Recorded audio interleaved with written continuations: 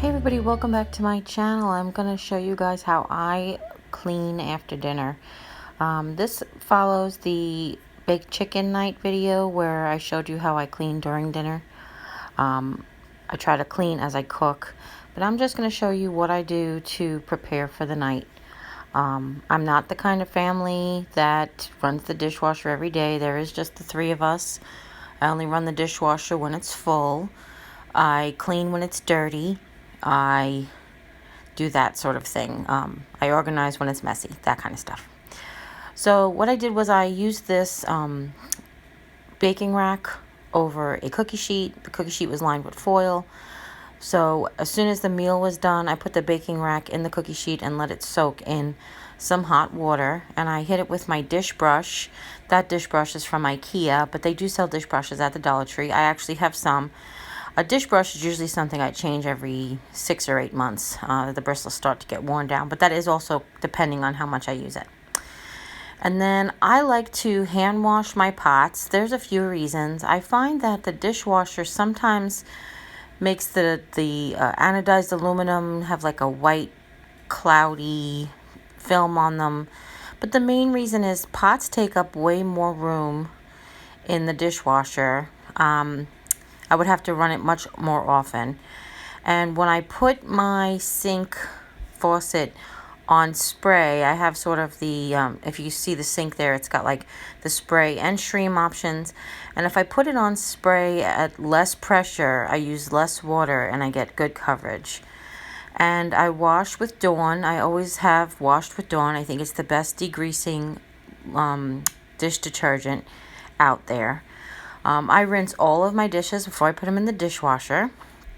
I know that you don't need to there's good dish soaps out there that will do that, but I tell all my friends as well is that there is a food trap in the dishwasher. It's down there in the bottom, and it will macerate some of your food, but then eventually you have to clean it out. But when you rinse the big particles of food off your dishes, then you don't have to clean it out as often. It just saves wear and tear on the dishwasher. When we first moved into the house, we had Sears maintenance come and check over all of our appliances, and that was one of the suggestions that the man had. But I had already known that from working in the group homes. Try to rinse off as much big food off the dishes as you can. All right, and I stack cups in the top and plasticware in the top, and then I personally, and this is part of what I do for limitations, is I like to put my dishes from biggest towards me to smallest away. And the reason I do that is because I like to put them in the dishwasher. I take the time to organize them before they go in the dishwasher, because usually by the time I'm ready to empty the dishwasher, that takes a little bit more effort. When I put the dishes on 3 plates and 2 bowls after dinner, as opposed to unloading 10 dishes and all that stuff, it takes a little bit more energy to unload the dishwasher. So if I have my plates already organized, ready to go in the cabinet, then that just makes undoing the dishwasher a lot more easy. Okay? And then this dish brush, I put in the dishwasher. About once a week, I put my sponge in the dishwasher. Make sure I rinse out all the soap, because the Sears maintenance guy said never, rinse off the soap good before you put in the dishwasher, because that can affect your seal. And then I put the dish brush in the dishwasher to sanitize it as well. And it goes right in the silverware rack. Okay? And I rinse my pots and dishes. Anything you hand wash, you should use the hottest water possible, because sanitizing is important. However, hot water evaporates faster, and the hottest amount of water you can tolerate to rinse them in, the faster your dishes will dry. My dad taught me that tip. We joke, we used to say my dad had asbestos fingers, because he could seem like he could be washing in boiling water. And then what I do at the end of every day is I take the dish rag that I've used for the day, and I go ahead and I wipe down all the counters of any big food particles, depending on what I cooked. If I cooked stuff that was raw, that had bacteria, and I haven't disinfected yet, then I will go ahead and follow up this with that. But then I wipe the counters down at the end of the day with the dish rag, and then this particular dish rag will go in to the little laundry, and then I will get a new one out for the next day. I also keep the dish rag on the sink because I dry it every time I use water. If it splashes up on the sink and you let it dry, you'll get spots. If you dry it with your dish rag, you won't get any spots, which really does help cut down on the cleaning. I wipe down all of the surfaces when I'm done cooking, and each and every time I'm done cooking. And that's it. That's what helps. It really does. Ooh, it's dark. Oh, there I am. There's my buddy. Oh boy. Okay, so that. Ooh. Nope, you turned it off this time. What? You must have lowered it to 1 before. Now you've turned it off. It's fine. Just pump it 3 times. 1, 2. Or you didn't turn it at all, actually, probably. Oh.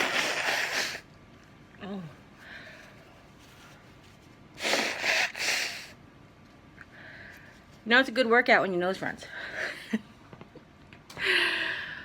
Oh, so that is my, with the assistance of my photographer, that is my post-dinner, dinner and post-dinner clean. So, just to give you guys some idea of what I'm talking about. One of the things that I learned from working at the group home is try not to vlog when someone's using an ice maker. Just kidding. Is that best practice is to clean when you're done. As the cook, my best practice is to clean as I cook. There's a few reasons. The house that I grew up in really only had about 4 feet of counter space with probably, well, it was about 5 feet of counter space with about 3.5 feet of workable counter space. And you learn to get things out of your way. So say, for example, and I didn't have a dishwasher then, so it was a different situation too, but say I have a mixing bowl, if it's cake batter or anything that I've mixed in a bowl, as soon as I get it out of the mixing bowl, I wash the mixing bowl or put the mixing bowl in the dishwasher. It's not always 100% something you can do because you might have to tend to other stuff that you're cooking. However, if you don't have to tend to other stuff that you're cooking, absolutely tackle it right away. The way I described it to Jim when I first started feeling like my energy was less, was I said to him, it's like I have 10,000 steps a day. And that's my limit. If I use them doing something, I won't have them for doing something else. So, the days that I go shopping, Walmart, Aldi's, that kind of shopping, and I use 7,000 of my steps, it's probably a good chance that we're going to have leftovers or pick something up on the way home or take out or fend for yourself kind of a night. Because I don't have the 5,000 steps left required to cook and clean a dinner, a meal, you know. If I have a big meal to prepare, like on Thanksgiving, I never used to need help. I always enjoyed having help, but I never used to need help. But now I feel like I need help. Even if it's just, if I'm going to meal prep at the kitchen table and I've forgotten something, if Jim can be my legs to go to the refrigerator and get me whatever I need, or that kind of running around, that's very helpful. Because a big meal like Thanksgiving is a lot of courses. If I know I have a day like that, or even a day like I have to go shopping, I pre-take Advil. I prophylactically take Advil. And what that does is it helps me get through the task. Doesn't always work. It's not always 100% effective, but it's usually enough to get me through.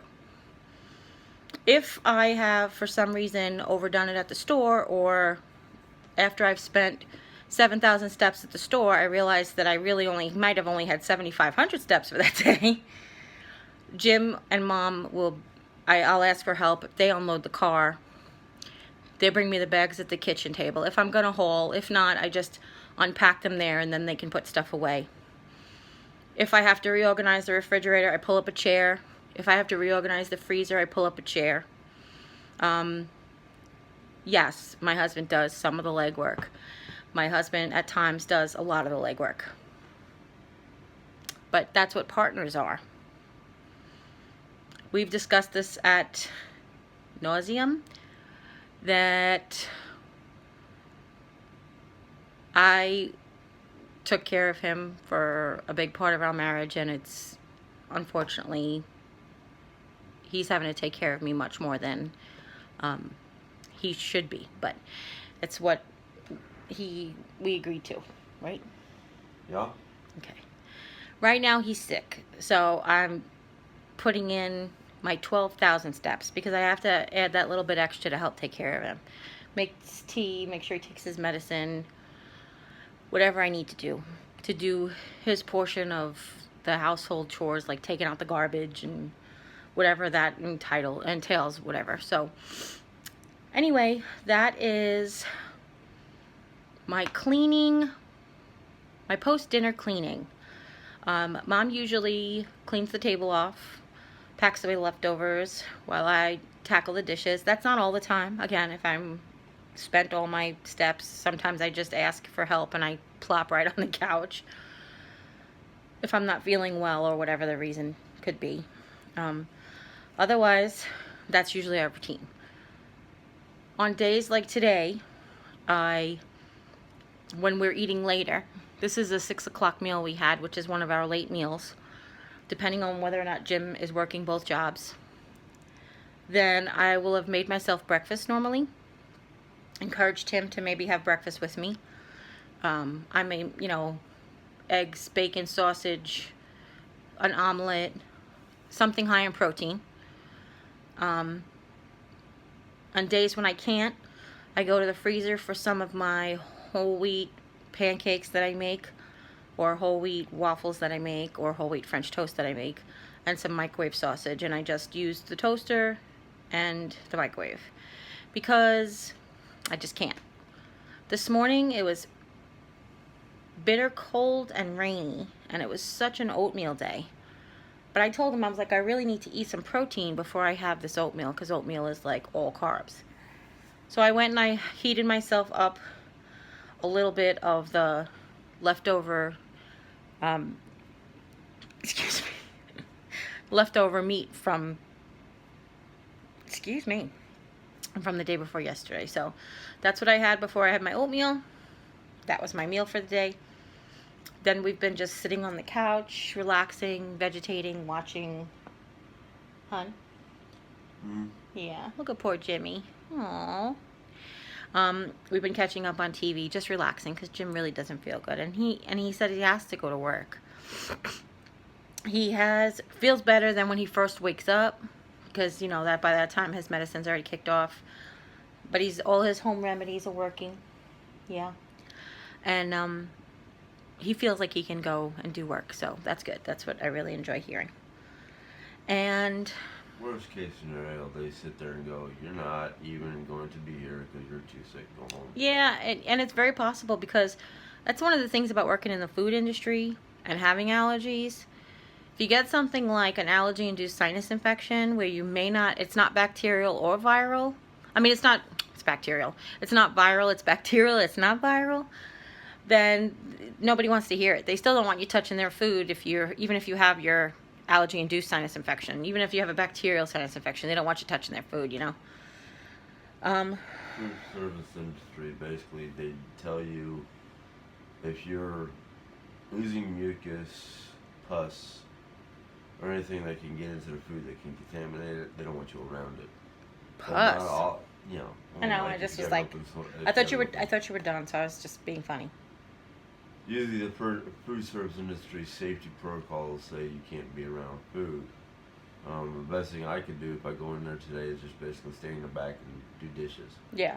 But even that, I mean, you've dried up a lot, so you really don't have as much mucus coming out, which was good. They actually had asked him the night before last to work last night, but last night he was really drippy, so he couldn't make it, unfortunately. So that's it. So if you have any questions, leave them in the comments down below.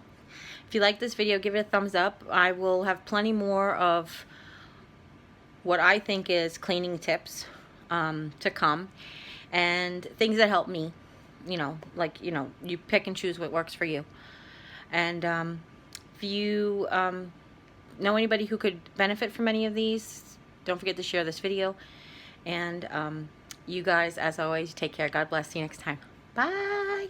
Say bye, Jim. Bye. Aw, poor Jim.